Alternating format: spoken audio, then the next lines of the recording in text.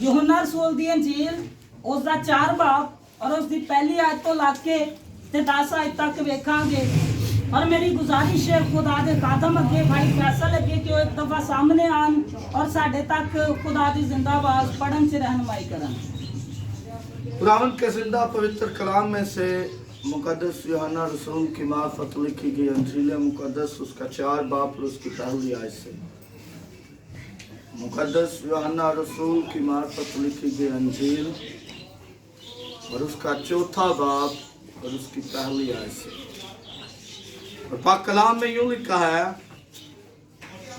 फिर जब खुदावंद को मालूम हुआ कि फरीसियों ने सुना है कि यीशु यूहन्ना से ज्यादा शिगिर्द करता और बपतिस्मा देता है, वो यीशु आप नहीं बल्कि उसके शिगिर्द बपतिस्मा देते थे, तो वो यहूदिया को छोड़कर फिर गलील को चला गया और उसको सामरिया से होकर जाना जरूर था।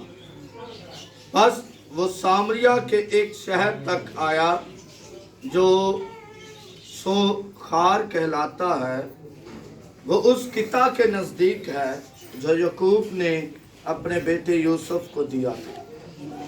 यकूब का कुआं वही था। चुनाचा यीशु सफर से थका मांदा होकर उस कुएं पर यूं ही बैठ गया। ये 6 घंटे के करीब था। सामरिया की एक औरत पानी भरने को आई। यीशु ने उससे कहा, मुझे पानी पिला, क्योंकि उसके शागिर्द शहर में खाना मोल लेने को गए थे। उस सामरी औरत ने उससे कहा कि तू यहूदी होकर मुझ सामरी औरत से पानी क्यों मांगता है, क्योंकि यहूदी सामरियों से किसी तरह का बर्ताव नहीं रखते। यीशु ने जवाब में उससे कहा, अगर तू खुदा की बख्शिश को जानती और ये भी जानती कि वो कौन है जो तुझसे कहता है मुझे पानी पिला, तो तू उससे मांगती और वो तुझे जिंदगी का पानी देता। खुदावंद के जिंदा कलाम पढ़े और सुने जाने पर उसकी खास बरकत हो। खुदावंद का शुक्र है। साहब आपने अपनी जगह पे बैठ जाओ, बहुत शुक्रिया। ਅਸੀਂ ਇੱਕ ਵਾਰੀ ਆਪਦੇ ਸਿਰਾਂ ਨੂੰ ਝੁਕਾਵਾਂਗੇ, ਅੱਖਾਂ ਨੂੰ ਬੰਦ ਕਰਾਂਗੇ और दुआ करांगे। ऐ कदूस मेहरबान बाप, मैं तेरा शुक्र करता हाँ इस समय ਲਈ ਜਿਹੜਾ ਤੂੰ ਅੱਜ ਸਾਡੀ ਜ਼ਿੰਦਗੀ 'ਚ ਦਿੱਤਾ। और खुदाम पाक खुदा देख, ਅਸੀਂ ਜਦੋਂ ਤੇਰੇ ਕਲਾਮ ਨੂੰ ਸੁਣੀਏ ਤੇ ਯਕੀਨਨ ਉਹਦੇ ਤੇ ਅਮਲ ਕਰੀਏ और तेरे नाम ਦੀ शुक्रगुजारी करिए खुदाम। और खुदावन मैं ना लोगों नू तेरे हाथ से देना और खुदावन तेरे बंदा नू तू अपने बच्चियां नू और ज़्यादा इस्तेमाल कर ताकि वो तेरे नाम विच वधन और तेरे नाम की शुक्रगुजारी करन। तू इन्हां सारियां नू आपदे जलाल इस्तेमाल करना और छूना और बड़ी बरकत देना खुदावन। और खुदावन देख, मैं अपने आप ही दुआ करना जदों मैं तेरी जिंदा आवाज़ नू अपनियां भैणां तक भरावां तक पहुंचावां ते तेरे नाम की बहुत सी बरकत इन्हां दी जिंदगी च आए, ताकि तेरे नाम का शुक्र करन और काम के यीशु ने साडी जिंदगी च काम कीता। तू खुदावंद देना सारियां नू बरकत दे और चू और आपदे जलाल इस्तेमाल कर मसीह यीशु दे नाम विच, आमीन। Hallelujah hallelujah hallelujah hallelujah. मैं एक शुरू च तुहानू गल दसी सी, अज असीं किदे बारे सिखांगे? यीशु मसीह और सामरी औरत और यीशु मसीह दे बारे। इस तो पहले कि मैं तुहाडे तक खुदा दी जिंदा आवाज़ पहुंचावां, मैं एक चीज़ तुहाडे सारियां नाल शेयर करना चाहांगा। जिस तरह फैसल भाई बैठे ने और इत्थे अगे बाजी रिमशा भी बैठी सी, है ना, ते मैं दसना ये चाहांगा, एक साइड ते यीशु मसीह है और एक साइड ते इंसान है। एक साइड ते कौन है? यीशु मसीह। और दूसरी साइड पे कौन है? तीसरी साइड पे इंसान की फैमिली है। तीसरी साइड पे की है? इंसान की फैमिली। इत्थे गल हो रही चुनाव की। किंदी गल हो रही है? चुनाव की। इंसान किदा चुनाव करेगा? यानी एक साइड पे यीशु मसीह है, विचकार इंसान है, दूसरी तरफ फैमिली है। अगर वो फैमिली का चुनाव करता तो यीशु मसीह तो दूर होंदा है, अगर यीशु मसीह का चुनाव करता तो किंदे तो दूर होंदा है। हुण इत्थे गल है कि असीं चुनाव किंदा करांगे? जे असीं यीशु मसीह का चुनाव करांगे तो फैमिली, ਨਹੀਂ, ਗੱਲ ਤੁਹਾਡੀ ਬਿਲਕੁਲ ਠੀਕ ਹੈ। ਅਗਰ ਅਸੀਂ ਯਿਸੂ ਮਸੀਹ ਦਾ ਚੁਣਾਵ ਕਰਾਂਗੇ, ਯਿਸੂ ਸਾਡੇ ਤੱਕ ਨਹੀਂ ਆਏਗਾ। ਯਿਸੂ ਡਾਇਰੈਕਟ ਸਾਡੀ ਕਿੱਥੇ ਤੱਕ ਜਾਏਗਾ? ਫੈਮਿਲੀ ਤੱਕ। ਔਰ ਜਦੋਂ ਯਿਸੂ ਮਸੀਹ ਫੈਮਿਲੀ ਤੱਕ ਜਾਏਗਾ, ਸਾਡੇ ਘਰਾਂ ਚੋਂ ਲੜਾਈਆਂ, ਝਗੜੇ, ਨਾਫਰਮਾਨੀ ਖੁਦਾਵੰਦ ਦੇ ਨਾਮ ਵਿੱਚ ਹੀ ਖਤਮ ਹੋ ਜਾਏਗੀ। ਆਮੀਨ। ਹਾਲੇਲੂਇਆ। ਅਸੀਂ ਇੱਕ ਗੱਲ ਕਰ ਰਹੇ ਸਾਂ ਸਾਮਰੀ ਔਰਤ ਦੇ ਬਾਰੇ। ਅੱਜ ਅਸੀਂ ਵੇਖਾਂਗੇ ਕਿ ਸਾਮਰੀ ਔਰਤ ਦਾ ਕਿਰਦਾਰ ਕੀ ਸੀ। ਸਾਮਰੀ ਔਰਤ ਦਾ ਕਿਰਦਾਰ ਕੀ ਸੀ? ਯਿਸੂ ਮਸੀਹ ਕਿਹੜੇ ਇਲਾਕੇ ਚੋਂ ਨਿਕਲਦੇ ਨੇ, ਉਹਨਾਂ ਨੇ ਕਿਹੜੇ ਇਲਾਕੇ 'ਚ ਜਾਣਾ ਹੁੰਦਾ ਹੈ, ਔਰ ਯਿਸੂ ਮਸੀਹ ਕਿੱਥੇ ਰੋਕਦੇ ਨੇ ਔਰ ਕਿੰਨੇ ਦਿਨ ਰੋਕਦੇ ਨੇ। ਅੱਜ ਅਸੀਂ ਇਹਦੇ ਬਾਰੇ ਸਿੱਖਾਂਗੇ। ਯਿਸੂ ਮਸੀਹ ਇਸ ਹਵਾਲੇ 'ਚ ਅਸੀਂ ਪੜ੍ਹਿਆ ਕਿ ਕਿਹੜੇ ਸ਼ਹਿਰ ਚੋਂ ਨਿਕਲਦੇ ਨੇ? ਯਹੂਦੀਆ ਦੇ ਸ਼ਹਿਰ ਚੋਂ ਨਿਕਲਦੇ ਨੇ। ਕਿਸ ਸ਼ਹਿਰ 'ਚ ਜਾਣ ਲਈ ਭਲਾ? ਗਲੀਲ ਦੇ ਸ਼ਹਿਰ 'ਚ ਜਾਣ ਲਈ। ਲੇਕਿਨ ਉਹ ਜਦੋਂ ਯਹੂਦੀਆ ਦੇ ਸ਼ਹਿਰ 'ਚੋਂ ਨਿਕਲਦੇ ਨੇ, ਉਸ ਜਗ੍ਹਾ ਤੇ ਪਹੁੰਚਦੇ ਨੇ ਜਿਹੜੀ ਯੂਸਫ ਨੂੰ ਮਿਲੀ ਸੀ, ਯੂਸਫ ਨੂੰ ਵਿਰਾਸਤ 'ਚ ਮਿਲੀ ਸੀ। ਉੱਥੇ ਯਾਕੂਬ ਦਾ ਕੂਆ ਸੀ। ਕਿਹਦਾ ਸੀ? ਯਾਕੂਬ ਦਾ ਕੂਆ ਸੀ। ਔਰ ਯਾਕੂਬ ਦੇ ਬੇਟੇ ਯੂਸਫ ਦੀ ਵਿਰਾਸਤ 'ਚ ਆਉਂਦਾ ਸੀ। ਤੇ ਯਿਸੂ ਮਸੀਹ ਉਸ ਕੂਏ ਤੇ ਕਿੰਨੇ ਘੰਟਿਆਂ 'ਚ ਪਹੁੰਚਦੇ ਨੇ? 6 ਘੰਟਿਆਂ ਦੇ ਵਿੱਚ ਪਹੁੰਚਦੇ ਨੇ। ਔਰ ਜਦੋਂ ਯਿਸੂ ਮਸੀਹ ਉੱਥੇ ਪਹੁੰਚਦੇ ਨੇ ਤਾਂ ਮੈਂ ਪੁੱਛਣਾ ਹੀ ਚਾਹਾਂਗਾ, ਸਭ ਤੋਂ ਪਹਿਲੇ ਉੱਥੇ ਕੌਣ ਹੁੰਦਾ ਹੈ? ਭਾਈ ਨਹੀਂ ਬੋਲਣਗੇ, ਤੁਹਾਡੇ ਸਾਰਿਆਂ 'ਚ ਜਵਾਬ। ਸਾਮਰੀ ਔਰਤ। ਕੌਣ ਹੁੰਦਾ ਮੌਜੂਦ ਪਹਿਲੇ? ਪੱਕੀ ਗੱਲ ਹੈ। ਇੱਕ ਸੁਣੀ ਸੁਣਾਈ ਗੱਲ ਤੇ ਗੌਰ ਨਾ ਕਰਨਾ। ਕੌਣ ਮੌਜੂਦ ਹੁੰਦਾ ਹੈ? ਜਿਨ੍ਹਾਂ ਨੇ ਯਿਸੂ ਮਸੀਹ ਕਿਹਾ ਹੈ ਉਹਨਾਂ ਲਈ ਜ਼ੋਰਦਾਰ ਤਾਲੀਆਂ। ਸਭ ਤੋਂ ਪਹਿਲੇ ਉਸ ਜਗ੍ਹਾ ਤੇ ਮੌਜੂਦ ਕੌਣ ਹੁੰਦਾ ਹੈ? ਯਿਸੂ ਮਸੀਹ ਮੌਜੂਦ ਹੁੰਦਾ ਹੈ। ਔਰ ਯਿਸੂ ਮਸੀਹ ਜਦੋਂ ਉਸ ਜਗ੍ਹਾ ਤੇ ਮੌਜੂਦ ਹੁੰਦਾ ਹੈ ਤੇ ਯਿਸੂ ਮਸੀਹ ਇਕੱਲਾ ਨਹੀਂ ਹੁੰਦਾ। ਯਿਸੂ ਮਸੀਹ ਦੇ ਨਾਲ ਕੌਣ ਹੁੰਦੇ ਨੇ? ਉਹਦੇ ਸ਼ਾਗਿਰਦ ਵੀ ਹੁੰਦੇ ਨੇ। ਲੇਕਿਨ ਜਦੋਂ ਯਿਸੂ ਮਸੀਹ ਥੱਕ ਜਾਂਦਾ ਹੈ, ਇੱਕ ਇਨਸਾਨ ਹੋਣ ਦੇ ਨਾਤੇ ਉਹ ਜਦੋਂ ਸਫ਼ਰ ਕਰਦਾ ਤੇ ਕੀ ਹੋ ਜਾਂਦਾ ਹੈ? ਥੱਕ ਵੀ ਜਾਂਦਾ ਹੈ। ਔਰ ਜਦੋਂ ਉਸ ਕੂਏ ਤੇ ਬੈਠਦਾ ਹੈ ਤੇ ਯਿਸੂ ਮਸੀਹ ਦੇ ਸ਼ਾਗਿਰਦ ਜਾਂਦੇ ਨੇ ਬਾਜ਼ਾਰ 'ਚ ਕੀ ਲੈਣ ਲਈ? ਰੋਟੀ ਲੈਣ ਲਈ, ਖਾਣਾ ਲੈਣ ਲਈ, ਤਾਂ ਕਿ ਨਾਲੇ ਅਸੀਂ ਸਾਹ ਵੀ ਲੈ ਲਾਂਗੇ ਤੇ ਨਾਲੇ ਅਸੀਂ ਖਾਣਾ ਵੀ ਖਾ ਲਾਂਗੇ। ਲੇਕਿਨ ਜਦੋਂ ਯਿਸੂ ਮਸੀਹ ਉੱਥੇ ਬੈਠਾ ਹੁੰਦਾ ਹੈ ਤੇ ਉੱਥੇ ਇੱਕ ਸਾਮਰੀ ਔਰਤ ਆਉਂਦੀ ਹੈ। ਕੌਣ ਆਉਂਦੀ ਹੈ? ਸਾਮਰੀ ਔਰਤ। ਸਾਮਰੀ ਔਰਤ ਰਹਿੰਦੀ ਕਿਸ ਜਗ੍ਹਾ ਤੇ ਆ ਭਲਾ? ਕਿਹੜਾ ਸ਼ਹਿਰ ਹੁੰਦਾ ਜਿੱਥੇ ਉਹ ਔਰਤ ਰਹਿੰਦੀ ਹੈ?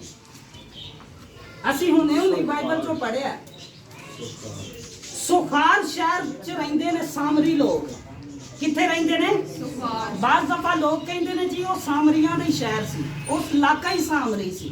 ਲੇਕਿਨ ਉਹ ਸ਼ਹਿਰ ਕਿਹੜੇ 'ਚ ਰਹਿੰਦੇ ਨੇ? ਸੁਖਾਰ ਸ਼ਹਿਰ 'ਚ ਰਹਿੰਦੇ ਨੇ। ਔਰ ਜਦੋਂ ਇੱਕ ਸਾਮਰੀ ਔਰਤ ਸੁਖਾਰ ਸ਼ਹਿਰ 'ਚੋਂ ਨਿਕਲਦੀ ਹੈ, ਉਹਦੇ ਹੱਥ 'ਚ ਇੱਕ ਘੜਾ ਵੀ ਹੁੰਦਾ ਹੈ ਜਿਹਦੇ 'ਚ ਉਹਨੇ ਪਾਣੀ ਭਰਨਾ ਹੁੰਦਾ ਹੈ। ਔਰ ਜਦੋਂ ਉਸ ਕੂਏ ਤੇ ਪਹੁੰਚਦੀ ਹੈ ਤੇ ਯਿਸੂ ਮਸੀਹ ਉਸ ਔਰਤ ਨੂੰ ਕਹਿੰਦਾ ਕਿ ਇਹ ਔਰਤ ਮੈਨੂੰ ਕੀ ਪਿਆ? ਪਾਣੀ ਪਿਆ। ਹੁਣ ਇੱਥੇ ਇੱਕ ਗੱਲ ਹੈ, ਅਗਰ ਸਾਡੇ 'ਚੋਂ ਕੋਈ ਹੁੰਦਾ ਤੇ ਯਿਸੂ ਮਸੀਹ ਨੂੰ ਨਾ ਕਰਨੀ ਸੀ ਜਾਂ ਪਿਆ ਦੇਣਾ ਸੀ? ਹਾਂ, ਮੈਂ ਸੋਚਣਾ ਅਗਰ ਉਹ ਔਰਤ ਪਾਣੀ ਯਿਸੂ ਮਸੀਹ ਨੂੰ ਪਿਆ ਦਿੰਦੀ ਤੇ ਉਹ ਕੰਮ ਨਹੀਂ ਸੀ ਹੋਣਾ ਜਿਹੜਾ ਯਿਸੂ ਮਸੀਹ ਨੇ ਉਹ ਪਾਣੀ ਨਾ ਪੀਣ ਦੀ ਵਜ੍ਹਾ ਤੋਂ ਕੀਤਾ ਸੀ। ਯਿਸੂ ਮਸੀਹ ਜਦੋਂ ਉਸ ਔਰਤ ਨੂੰ ਕਹਿੰਦਾ ਹੈ ਕਿ ਇਹ ਔਰਤ ਮੈਨੂੰ ਕੀ ਪਿਆ? ਪਾਣੀ ਪਿਆ। ਅੱਗੋਂ ਔਰਤ ਜਵਾਬ ਦਿੰਦੀ ਹੈ ਕਿ ਤੂੰ ਇੱਕ ਯਹੂਦੀ ਹੋ ਕੇ ਤੇ ਪਾਣੀ ਕਿਹਦੇ ਤੋਂ ਮੰਗਣਾ ਹੈ? ਸਾਮਰੀ ਔਰਤ ਤੋਂ ਪਾਣੀ ਮੰਗਣਾ ਹੈ। ਔਰ ਯਿਸੂ ਮਸੀਹ ਆਂਦਾ ਹੈ ਕਿ ਅਗਰ ਜੇ ਤੂੰ ਮੇਰੇ ਕੋਲੋਂ ਮੰਗਦੀ ਤੇ ਮੈਂ ਤੈਨੂੰ ਕਿਹੜਾ ਪਾਣੀ ਦਿੰਦਾ? ਜ਼ਿੰਦਗੀ ਦਾ। ਕਿਹੜਾ ਪਾਣੀ ਦਿੰਦਾ? ਜ਼ਿੰਦਗੀ ਦਾ। ਜਦੋਂ ਉਹ ਪਾਣੀ ਨੂੰ ਤੂੰ ਪੀ ਲੈਂਦੀ ਤੇ ਤੇਰੀ ਪਿਆਸ ਖਤਮ ਹੋ ਗਈ, ਤੈਨੂੰ ਇਸ ਕੂਏ ਤੇ ਆਉਣ ਦੀ ਜ਼ਰੂਰਤ ਨਹੀਂ ਸੀ ਪੈਣੀ। ਉਹ ਔਰਤ ਇਸ ਗੱਲ ਨੂੰ ਜਦੋਂ ਸੁਣਦੀ ਹੈ ਤੇ ਯਿਸੂ ਮਸੀਹ ਨੂੰ ਆਂਦੀ, ਯਿਸੂ ਮਸੀਹ ਮੈਨੂੰ ਛੇਤੀ ਨਾਲੋਂ ਕੀ ਕਰ? ਛੇਤੀ ਨਾਲ ਕੀ ਕਰ? ਪਾਣੀ ਪਿਆ, ਤਾਂ ਕਿ ਮੈਨੂੰ ਦੁਬਾਰਾ ਇਸ ਕੂਏ ਤੇ ਆਉਣ ਦੀ ਕੀ ਨਾ ਪਵੇ? ਜ਼ਰੂਰਤ ਨਾ ਪਵੇ, ਤਾਂ ਕਿ ਮੈਂ ਕਦੀ ਪਿਆਸੀ ਨਾ ਰਵਾਂ ਔਰ ਮੈਨੂੰ ਇਸ ਕੂਏ ਤੇ ਆਉਣ ਦੀ ਜ਼ਰੂਰਤ ਜਿਹੜੀ ਹੈ ਉਹ ਨਾ ਪਵੇ। ਯਿਸੂ ਮਸੀਹ ਕਹਿੰਦਾ ਕਿ ਠੀਕ ਹੈ। ਯਿਸੂ ਮਸੀਹ ਕੀ ਕਹਿੰਦਾ? ਠੀਕ ਹੈ। ਲੇਕਿਨ ਉਸ ਤੋਂ ਪਹਿਲੇ ਉਹ ਯਿਸੂ ਮਸੀਹ ਨੂੰ ਇੱਕ ਗੱਲ ਕਹਿੰਦੀ ਹੈ।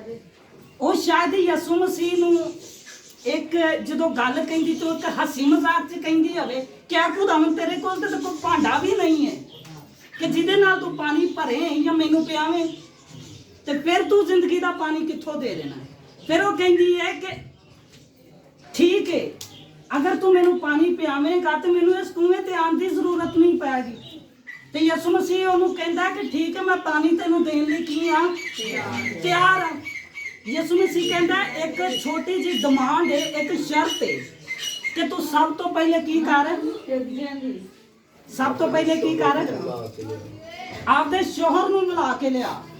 ਲੇਕਿਨ ਉੱਥੇ ਇੱਕ ਔਰਤ ਗੱਲ ਕਰਦੀ ਹੈ, ਕਿਹੜੀ ਗੱਲ ਭਲਾ ਕਰਦੀ ਹੈ ਕਿ ਮੇਰਾ ਕੋਈ ਸ਼ੋਹਰ ਨਹੀਂ, ਮੈਂ ਬੇਸ਼ੋਹਰ ਆ। ਤੇ ਯਿਸੂ ਮਸੀਹ ਕਹਿੰਦਾ ਕਿ ਤੂੰ ਠੀਕ ਕਿਹਾ ਹੈ।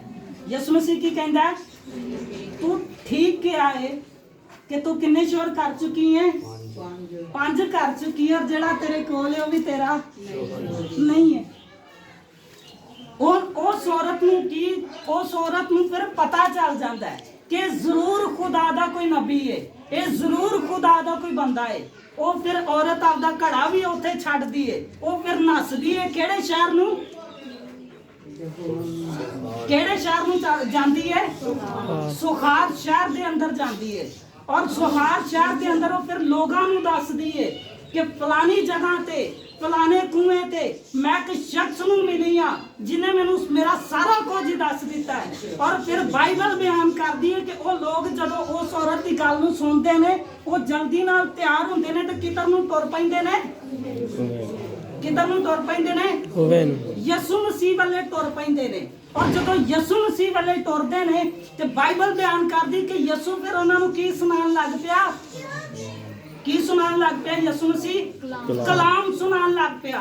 ਫਿਰ ਉੱਥੇ ਉਸ ਔਰਤ ਨੂੰ ਉਹ ਲੋਕ ਸਵਾਲ ਕਰਦੇ ਨੇ, ਉਸ ਔਰਤ ਨੂੰ ਇੱਕ ਗੱਲ ਕਰਦੇ ਨੇ ਕਿ ਪਹਿਲੇ ਅਸੀਂ ਤੇਰੇ ਕਹਿਣ ਤੇ ਆਏ ਆ, ਪਹਿਲੇ ਅਸੀਂ ਕਿੰਨੇ ਕਹਿਣ ਤੇ ਆਏ ਆ, ਤੇਰੇ ਕਹਿਣ ਤੇ ਆਏ ਆ। ਹੁਣ ਅਸੀਂ ਆਪਣੀਆਂ ਅੱਖਾਂ ਨਾਲ ਵੇਖ ਲਿਆ ਤੇ ਆਪਣੇ ਕੰਨਾਂ ਨਾਲ ਸੁਣ ਲਿਆ। ਜਿਹੜੇ ਲੋਕ ਯਹੂਦੀਆਂ ਨੂੰ ਪਾਣੀ ਪਿਆਣਾ ਪਸੰਦ ਨਹੀਂ ਸੀ ਕਰਦੇ, ਜਿਹੜੇ ਲੋਕ ਯਹੂਦੀਆਂ ਨਾਲ ਕੋਈ ਮੇਲ ਵਰਤਾਵ ਨਹੀਂ ਸੀ ਰੱਖਦੇ, ਉਹ ਯਿਸੂ ਮਸੀਹ ਅੱਗੇ ਦਰਖਾਸਤ ਕਰਦੇ ਨੇ, ਯਿਸੂ ਮਸੀਹ ਅੱਗੇ ਮਿੰਨਤ ਕਰਦੇ ਨੇ ਕਿ ਆ ਖੁਦਾਵੰਦ ਤੂੰ ਸਾਡੇ ਕੋਲ ਕਿੰਨੇ ਦਿਨ ਰਹਿ, ਕਿੰਨੇ ਦਿਨ ਰਹਿ ਭਲਾ, ਹਾਂ 2 ਦਿਨ ਸਾਡੇ ਕੋਲ ਰਹਿ। ਕਿੰਨੇ ਦਿਨ, 2 ਦਿਨ। ਕਿੰਨੇ ਦਿਨ ਰਹਿ, 2 ਦਿਨ। ਯਿਸੂ ਮਸੀਹ ਦੀ ਕੀ ਕਰਦੇ ਨੇ, ਮਿੰਨਤ ਕਰਦੇ ਨੇ। ਯਿਸੂ ਮਸੀਹ ਅੱਗੇ ਦਰਖਾਸਤ ਕਰਦੇ ਨੇ ਕਿ ਤੂੰ ਕਿੰਨੇ ਦਿਨ ਸਾਡੇ ਕੋਲ ਗੁਜ਼ਾਰ, 2 ਦਿਨ। ਜਿਹੜੇ ਲੋਕ ਯਿਸੂ ਮਸੀਹ ਨੂੰ ਪਾਣੀ ਪਿਆਣਾ ਨਹੀਂ ਸੀ ਪਸੰਦ ਕਰਦੇ, ਸੋਚੋ, ਇਮੇਜਿਨ ਕਰੋ ਕਿ ਕਿੰਨੇ ਇਲਾਕੇ ਉਹਨਾਂ ਨੇ ਯਿਸੂ ਮਸੀਹ ਨੂੰ ਫਰਾਏ ਹੋਣਗੇ, ਕਿੰਨੇ ਸ਼ਹਿਰਾਂ 'ਚ ਉਹਨਾਂ ਯਿਸੂ ਮਸੀਹ ਦੀ ਮੁਨਾਦੀ ਨੂੰ ਪਹੁੰਚਾਇਆ ਹੋਵੇਗਾ, ਕਿੰਨੇ ਲੋਕਾਂ ਨੇ ਨਿਜਾਤ ਪਾਈ ਹੋਵੇਗੀ, ਕਿੰਨੇ ਲੋਕਾਂ ਨੇ ਤੋਬਾ ਕੀਤੀ ਹੋਵੇਗੀ, ਕਿੰਨੇ ਲੋਕਾਂ ਨੇ ਆਪਦੇ ਗੁਨਾਹਾਂ ਦਾ ਇਕਰਾਰ ਕੀਤਾ ਹੋਵੇਗਾ, ਕਿੰਨੇ ਲੋਕਾਂ ਨੇ ਯਿਸੂ ਮਸੀਹ ਦੀ ਵੀ ਸੇਵਾ ਕੀਤੀ ਹੋਵੇਗੀ। ਹਾਲੇਲੂਇਆ।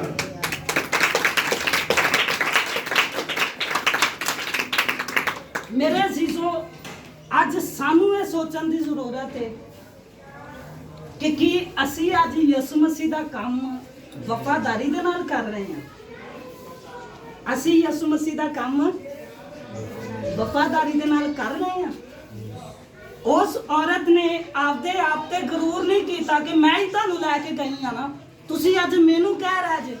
ਉਸ ਔਰਤ ਨੇ ਕੋਈ ਜਵਾਬ ਨਹੀਂ ਦਿੱਤਾ, ਬਲਕਿ ਲੋਕ ਕਹਿਣ ਤੇ ਮਜਬੂਰ ਹੋ ਗਏ। ਲੋਕਾਂ ਨੇ ਕਿਹਾ ਕਿ ਪਹਿਲੇ ਅਸੀਂ ਤੇਰੇ ਕਹਿਣ ਤੇ ਗਏ ਆ, ਹੁਣ ਅਸੀਂ ਆਪਦੀਆਂ ਅੱਖਾਂ ਨਾਲ ਵੇਖ ਲਿਆ ਤੇ ਕੰਨਾਂ ਨਾਲ ਸੁਣ ਲਿਆ ਕਿ ਯਿਸੂ ਮਸੀਹ ਯਕੀਨਨ ਸਾਡੇ ਦਿਲਾਂ ਤੇ ਗੁਰਦਿਆਂ ਨੂੰ ਜਾਣਨ ਦੀ ਕੀ ਰੱਖਦਾ ਹੈ, ਕੁਦਰਤ ਰੱਖਦਾ ਹੈ।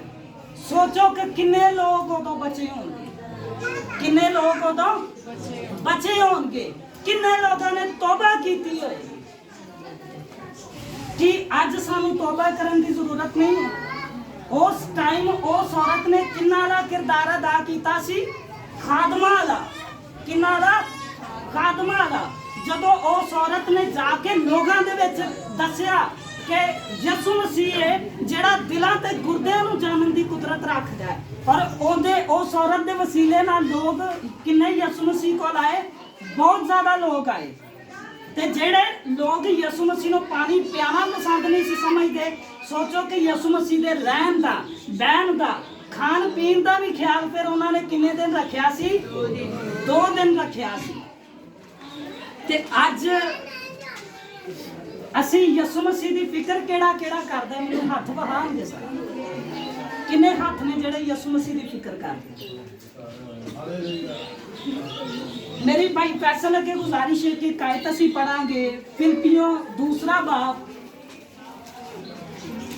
जिन्ना जिन्ना ने यसु मसीह की फिक्र करनी है भी हाथ बहा दे। अच्छा जी वेख लेना जी भाई करना। फिलिपियों 2 बाब और उसकी 20 तो 21 आयत।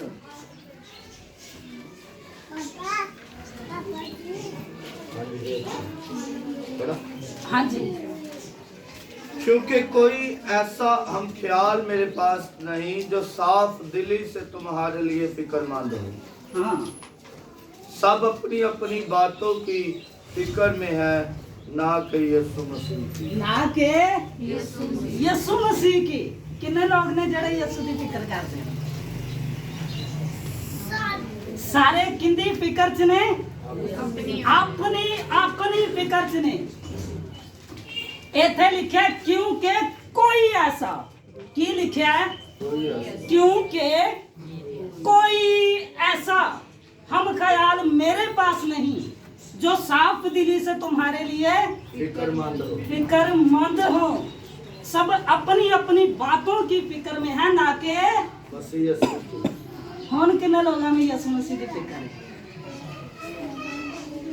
जिस तरह उस सामरी औरत ने आपदी फिक्र दे नाल नाल अपने गांव दी फिक्र की थी। किंदी फिक्र की थी? आपदे पिंड चो जाके लोग कड्डे कि यीशु मसीह है एक जड़ा निजात दहिंदा है, उन्हें मैनू सारा कुछ ही दस दिता है। उन्हें आप सुन के आपदे घर च ते नहीं चुपचाप जाके बह गई, बल्कि उन्हें किन्ना नू जाके दस्या है? लोगों नू जाके दस्या ताकि मैं भी बचा ते लोग भी बचन, मैं भी बचा ते मेरे नाल नाल लोग भी बचन। जीसस मूवी किन्ने किन्ने देखी है? तकरीबन सारे ने देखी है। उत्थे जदों जीसस मूवी च असीं एक स्टोरी ते गौर करिए, एक कहानी ते गौर करिए, ते यीशु मसीह एक इलाके चों गुजरदे ने जिथे एक शख्स कब्रिस्तान दे अंदर बदरूआं दा जकड़िया हुंदा है। किसे नूं याद आ गई गल?